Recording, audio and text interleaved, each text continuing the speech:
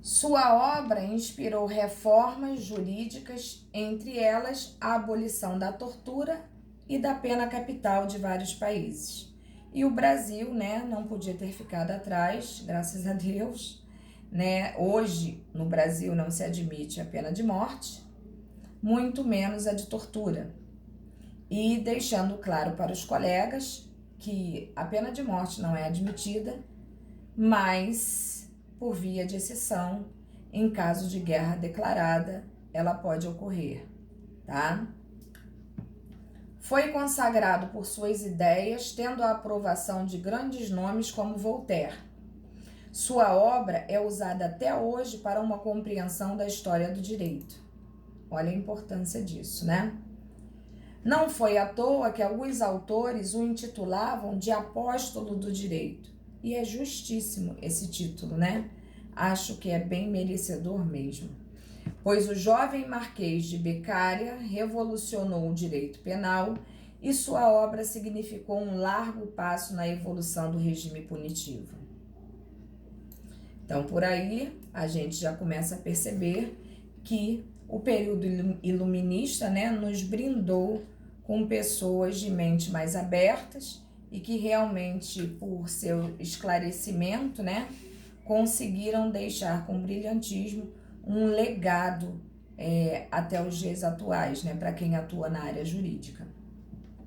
Surgindo então a escola naturalista, né, durante o século XVI e XVIII, percebam que se fundem, né, como disse o nosso colega, coexistiram.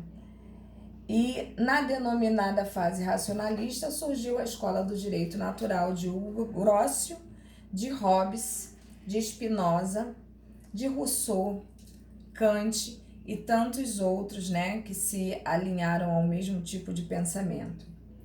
Sua doutrina apontava os seguintes pontos básicos: a natureza humana como fundamento do direito, o estado de natureza como suposto racional para explicar a sociedade, o contrato social e os direitos naturais inatos. Olha só, meu povo, quando a gente fala de uma escola naturalista, a gente está falando, estamos entrando naquilo que vocês provavelmente também já ouviram falar por aí, mas não sabem muito bem o que significa, que é o famoso justnaturalismo, tá? Existem até hoje correntes divergentes, isso, Michael, existem correntes divergentes em relação à aplicabilidade do direito. Tem gente que apoia o justnaturalismo e tem gente que é completamente positivista. Pô, exatamente, Michael, exatamente, é isso aí. Inclusive, eu tenho um trabalho, eu fiz um artigo jurídico que eu não vou nem ser humilde de falar, ficou mais ou menos, não ficou muito bom. Eu trabalhei muito nele, então quando a gente faz isso com amor, eu passo para vocês sim, Michael, pode ter certeza, passo sim. Provavelmente não é fácil de achar porque ele foi publicado em Portugal, mas eu posso mandar cópia para vocês até pelo Sigu ou pelo grupo, para mim não tem importância não.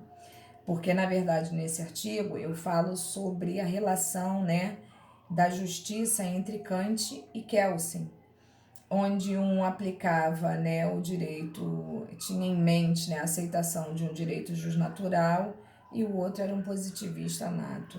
Na verdade, eles se encontravam em muitas coisas nos pensamentos que os dois possuíam, né?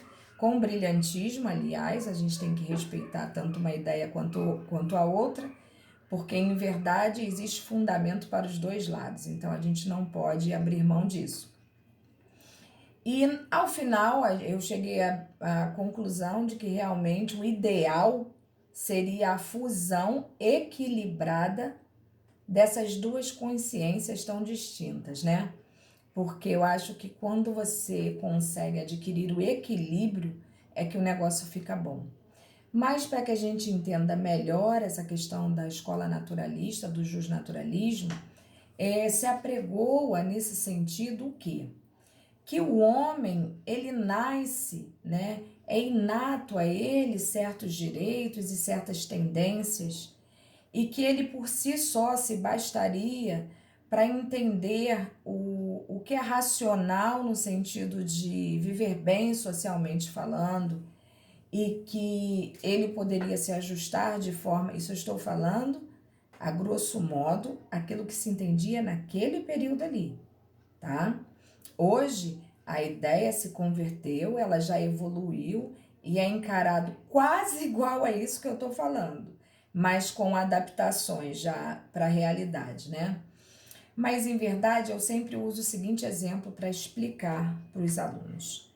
O direito natural é um direito que advém do próprio homem, intrínseco ao homem, sabe? É como se ele vivenciasse certas circunstâncias e naturalmente, né, o ser humano expressasse certos direitos que ele hoje ainda possui.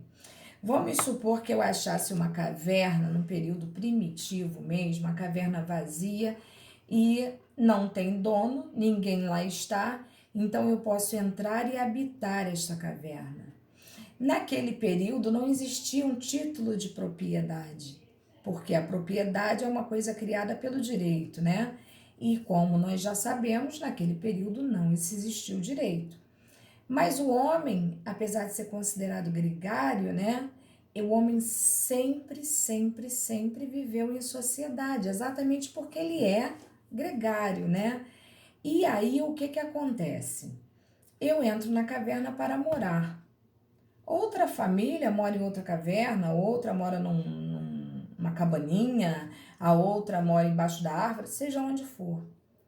E institucionalizou-se dentro daquela mini sociedade que ninguém pode mexer naquilo que é meu, como eu também não posso mexer naquilo que é do outro. Entendeu? E que se você vier atacar a minha vida, eu tenho o direito de atacar a sua. Observem que isso são situações naturais até em dias atuais. Por quê? Porque se alguém vier atacar para tirar a sua vida, você obviamente se defenderá, que é a famosa legítima defesa, né? Se alguém invade a sua casa, não deveria ter invadido, o que significa que você também pode utilizar-se de esforço pessoal, o que naquele período, apesar de não existir lei, também poderia. A sua família não deve ser tocada, porque a minha também não deve. Então percebam que isso são direitos que surgiram naturalmente do homem. Isso são leis que foram incrementadas até os dias atuais, que naturalmente o homem sempre teve, porque isso sempre foi inerente ao homem. Então, o que se aproveitou disso aí foi a criação de leis, por exemplo, no direito penal, em que a sua vida é protegida, em que sua liberdade é protegida, em que seu patrimônio é protegido, né? O seu bem físico, a sua estrutura mental. Então, observem que isso não tem muita diferença. Até aqui tá dando para entender?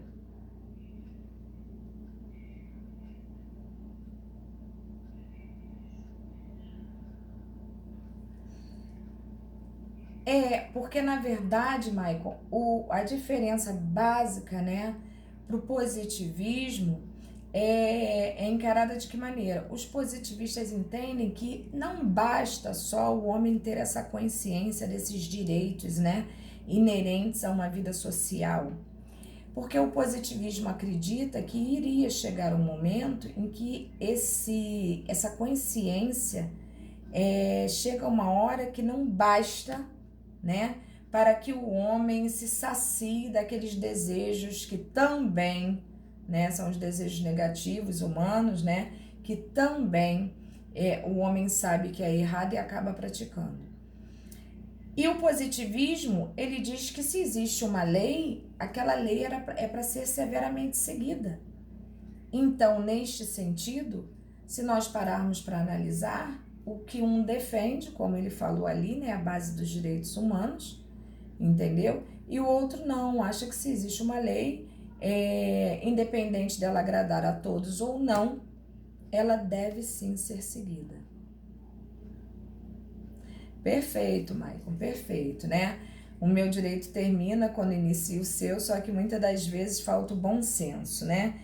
E os justnaturalistas, em sua totalidade, entendem que não é bem assim. Eles acham que o ser humano por si só seria capaz de provar, né, que bastaria um mínimo de bom senso, né, para que a coisa funcionasse. Mas eu diria para você que o bom seria a junção dos dois. Mas isso é uma coisa até para a gente analisar para o futuro, né? Quem sabe não será um motivo de trabalho para a gente, né? Mas vamos lá, vamos dar continuidade aqui. A natureza humana como fundamento do direito. O Estado, percebam, a natureza humana como fundamento do direito. Então, olha a ideia dos caras, né? Como suposto racional para explicar a sociedade, o contrato social e os direitos naturais inatos. De conteúdo humanitário e influenciado pela filosofia racionalista, a escola propagou o direito natural como eterno, imutável e universal. Olha que loucura, né? Todavia, a escola do direito natural teve uma certa duração. Porém, a corrente que se formou, ou seja, o justnaturalismo, prolongou-se até os dias atuais. E prolongou-se mesmo, tá? E com poderes. O direito natural é a ideia universal de justiça. Percebam isso, tá? É o conjunto de normas e direitos que já nascem incorporados ao homem. Ou seja, o homem já carrega eles naturalmente. Como o direito à vida, por exemplo. Isso é óbvio, né? Que até os dias atuais, se alguém vier atacar a gente irá se defender naturalmente. Por isso, o direito natural. Pode ser entendido como os princípios do direito e é também chamado de justnaturalismo. O justnaturalismo atual constitui um conjunto de princípios amplos dos quais o legislador deverá deduzir e compor a ordem jurídica. Os princípios mais citados referem-se ao direito à vida, à liberdade, à participação na vida social, à segurança e tantos outros que a gente ainda verá pela frente, né? E é bastante claro o elo que existiu e ainda existe entre direito natural e direito penal.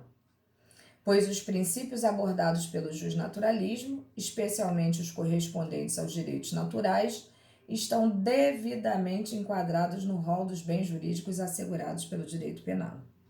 Dentre os quais, né, o Maicon bem colocou aí, os direitos humanos são severamente trabalhados, né, dentro daquilo que se entende como justnaturalismo, e o direito penal, de certa forma, abraça isso. E aí, contemplando estamos a escola clássica. Esta denominação foi criada pejorativamente pelos positivistas. Observe, pejorativamente pelos positivistas. Então, nós estamos falando daqueles caras que, contrariamente, não apregoavam o justnaturalismo, e sim o positivismo, né, que se baseava único e exclusivamente em leis. Não que desacreditassem no homem na totalidade, mas se existia uma lei, aquela era para ser seguida. Então, a escola clássica era formada por um conjunto de escritores, pensadores, filósofos e doutrinadores que adotaram as teses ideológicas básicas do iluminismo, que foram expostas magistralmente por Beccaria. Há, no entanto, 3 grandes jurisconsultos, os quais podem ser considerados os iniciadores da escola clássica: Gian Domenico, da Itália, Jeremias Betta, né, da Inglaterra, e o Anselmo von, esse nome que eu nunca consigo falar, na Alemanha. Vai ter um nome ruim assim lá em casa, né? No que tange à finalidade da pena, havia no âmago da escola clássica 3 teorias: a teoria absoluta, a teoria relativa e a teoria mista, que era um misto das 2 primeiras, né? Então, nós vimos aqui no que se baseava a escola clássica. E aí o período científico se instaurou, né? E percebam que a partir deste momento nós vamos começar a falar de novo da criminologia, que foi exatamente daí que surgiram todos os estudos daquilo que nós vimos lá atrás e que é de suma importância para aquilo que a gente entende como bom para o direito penal, né? ou período criminológico, como também era denominado na época. Esta fase caracterizou-se por um notável entusiasmo científico, teve seu despertar no século XIX, ou seja, bem atual, né? A nível jurídico a gente pode falar que é bem atual. Teve seu despertar no século XIX por volta do ano de 1850, ou seja, chegamos quase agora, né? E propaga-se até os dias de hoje. Neste período teve início a preocupação com o homem que delinquia e a razão pela qual delinquia, ou seja, exatamente aquilo pelo que a criminologia se ocupa, né? E mais se interessa, o porquê de certos crimes, em certas situações, em certas localizações, o que pode ser feito para melhoria, né? E a própria vítima, que também é preocupação da criminologia.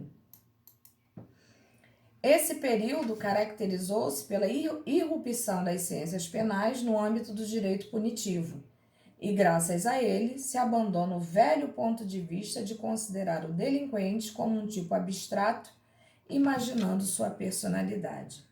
Isso tudo, se nós pararmos para analisar, são oriundos de todas essas escolas que nós estamos vendo aqui, que em verdade eles pensavam muito parecido, mas cada um puxando a sardinha para o lado daquilo que eles achavam mais coerente, tá? Mas em verdade, em todas essas escolas, tecnicamente utilizou-se sempre a razão, né?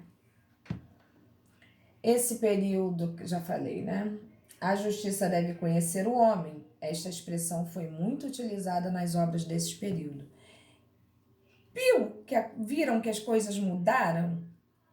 Nós ouvimos aí há uns 10 minutinhos atrás, né, em algum slide ultrapassado aí, que na verdade o homem deveria conhecer a justiça.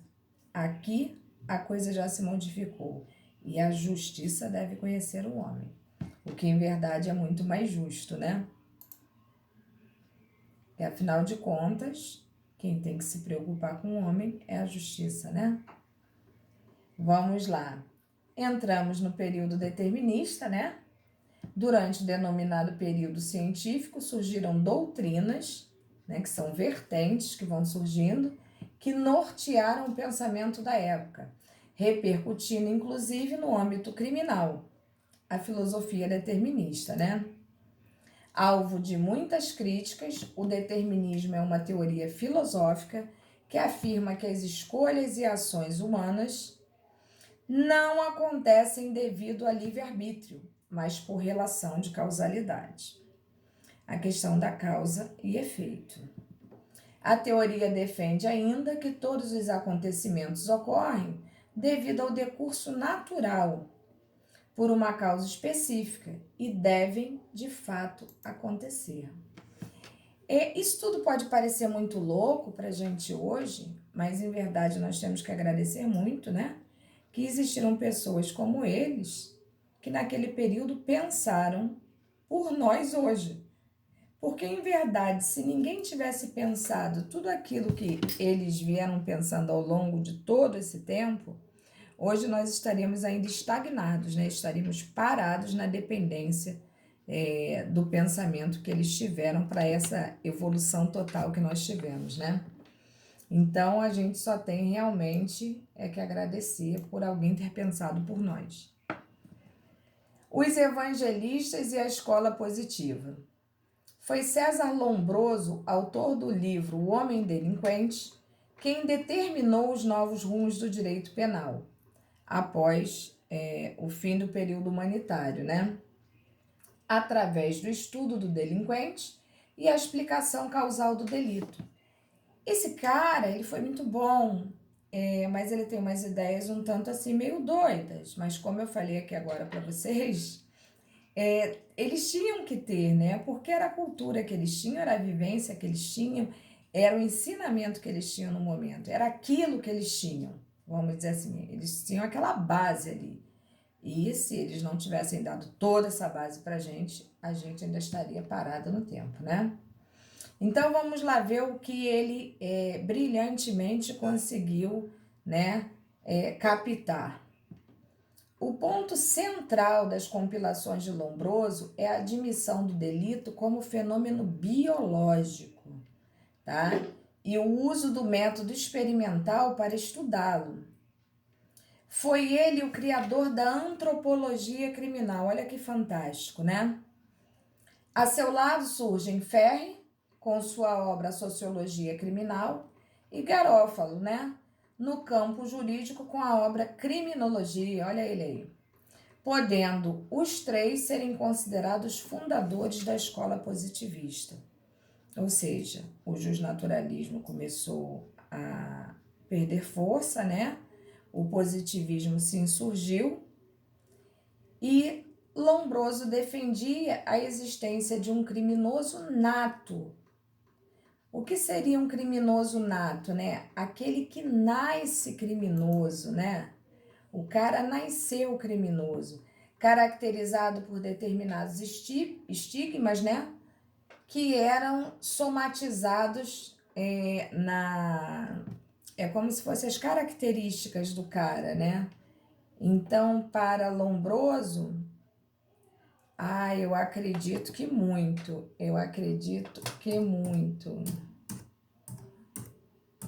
deve ter estudado muito mais do que eu, entendeu? Mas espera aí, gente, que aqui minha internet do outro computador caiu, ele apagou, ele fechou e eu tô aqui com problema.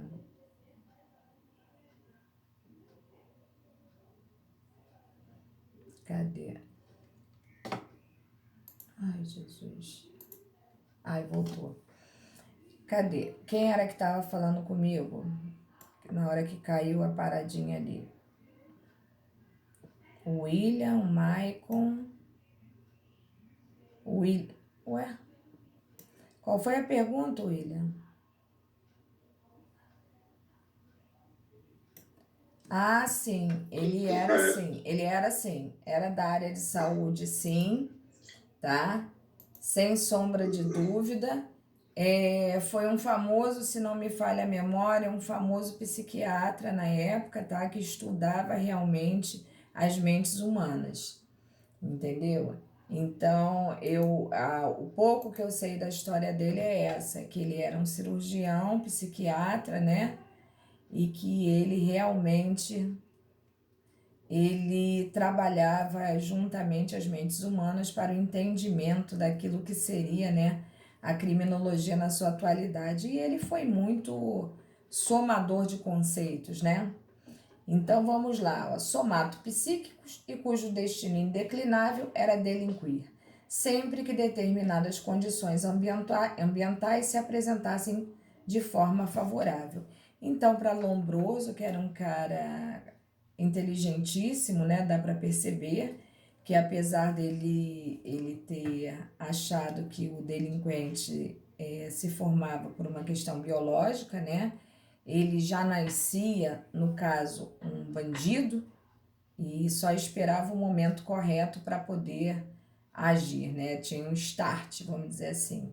Apesar disso nos parecer assim muito surreal, alguém teve que iniciar um raciocínio para depois se dar continuidade a este mesmo raciocínio, né? E, obviamente, ele teve seus discípulos, né? Que foram dissidentes, no caso do Ferri, né? Que ressaltou a importância de um trinômio causal do delito, os fatores antropológicos, físicos e sociais, ou seja, aqui ele já alargou mais o estudo, né?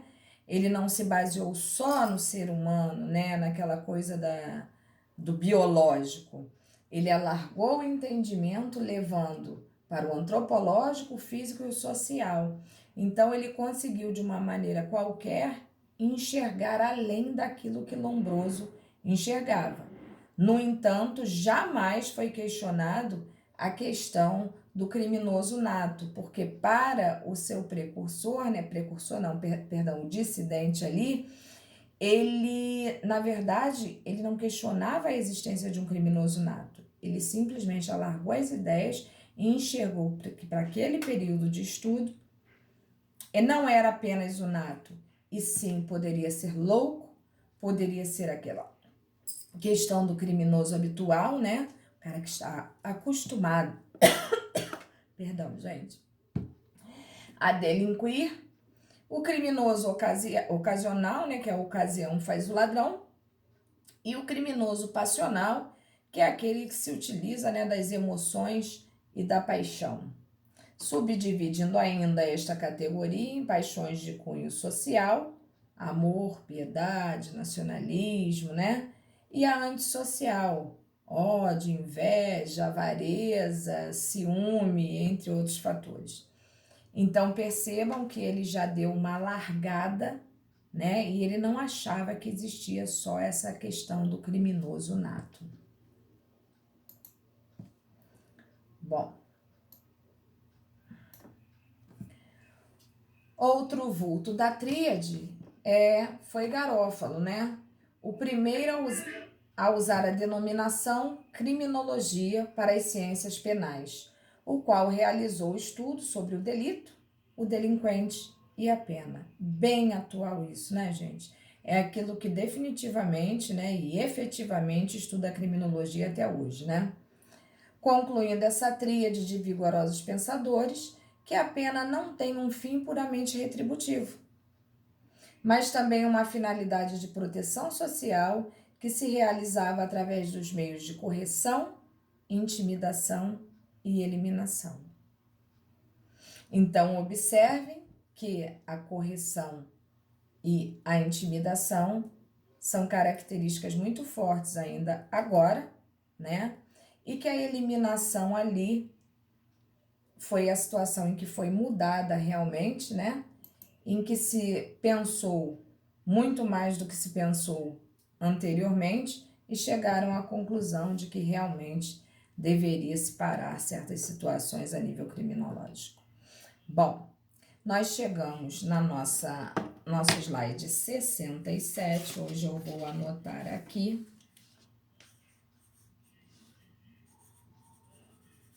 Não vou prosseguir, primeiro porque é cansativo demais a parte histórica, né? Na próxima aula nós daremos cabo com certeza do nosso material. E agora eu vou falar com vocês sobre o nosso trabalho e posteriormente vou dar 20 minutos para vocês fazerem o nosso questionário, tudo bem?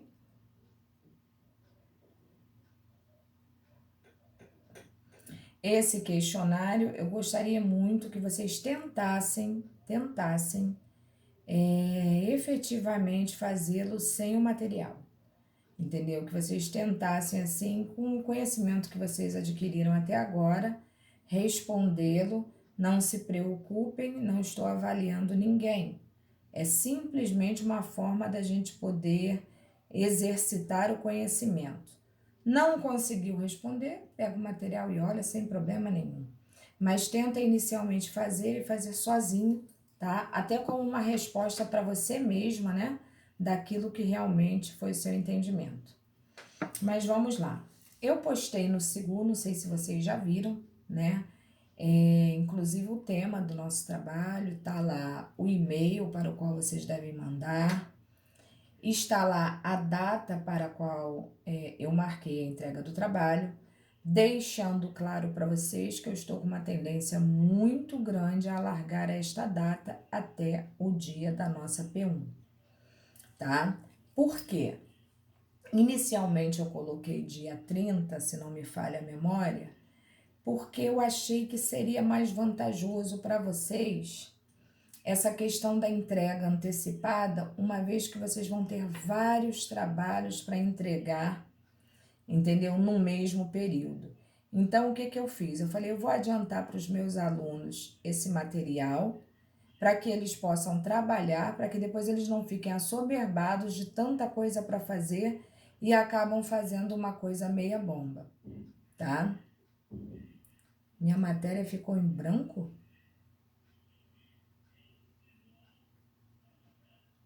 Não, gente. O Sigu ele pode travar porque, na verdade, deve estar tendo muito acesso, né? Então, acaba realmente gerando uma super procura e pode estar acontecendo isso aí. mas vocês tentem de novo, tá? Tenta e bota no grupo.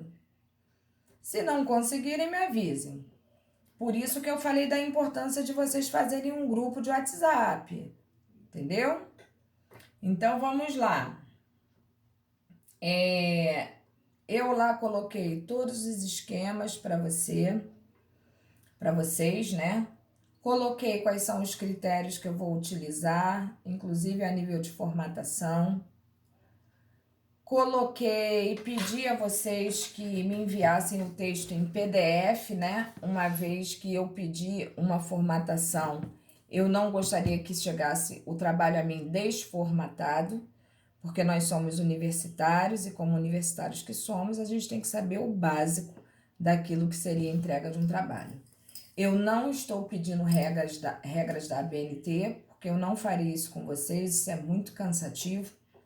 E eu acho que esse período que a gente se encontra aí de coronavírus está enlouquecendo todo mundo, inclusive a mim, né? Eu hoje mesmo falei para vocês, eu tô com dor de cabeça, não tô me sentindo bem. Eu peço realmente desculpas a vocês hoje, a minha cara não está muito boa, mas é porque eu tô realmente aqui, tô com dor. Eu peço desculpas a vocês até pela aula assim muito mansa, né?